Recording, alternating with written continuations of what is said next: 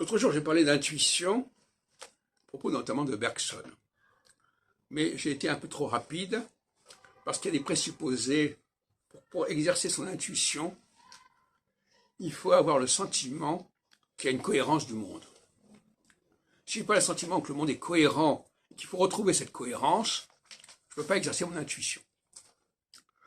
C'est pour ça que je parlais d'intuition l'autre jour pour les enfants, qui essaient de deviner, deviner c'est une forme d'intuition, qui essaient de deviner le sens d'un mot parce qu'il ressemble à un autre mot qu'ils connaissent et qui lui ressemble. Par exemple, si j'entends le mot finir et que je connais le mot fin, je dirais que quand j'entends dans un contexte, quand je vois dans un contexte le mot finir, je peux penser que ça veut dire quelque chose qui a un rapport avec la fin, ou inversement.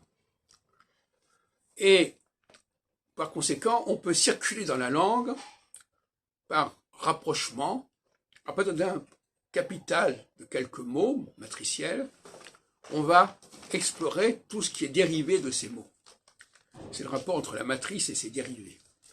Et l'intuition, elle est là-dedans. Elle va fonctionner sur la connexion entre les dérivés et le mot d'origine, le mot source. Et par conséquent, à partir du moment où j'ai un sentiment qu'il y a une cohérence générale, je peux intuitivement, on dit d'ailleurs contre-intuitivement, ce qui veut dire qu'on n'a pas l'impression qu'il y a une logique, donc c'est contre-intuitif.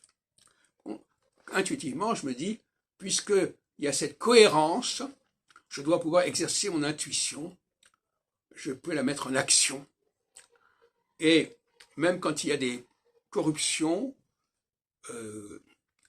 des altérations, je peux restituer le système dans sa qualité d'origine par intuition, même si je n'ai pas tous les éléments sous la main, même s'il y a des éléments qui ont disparu ou qui ont été corrompus, je peux corriger tout cela, c'est ce qu'on appelle en hébreu le tikkun, et restituer la pureté de la langue, ou du système en général.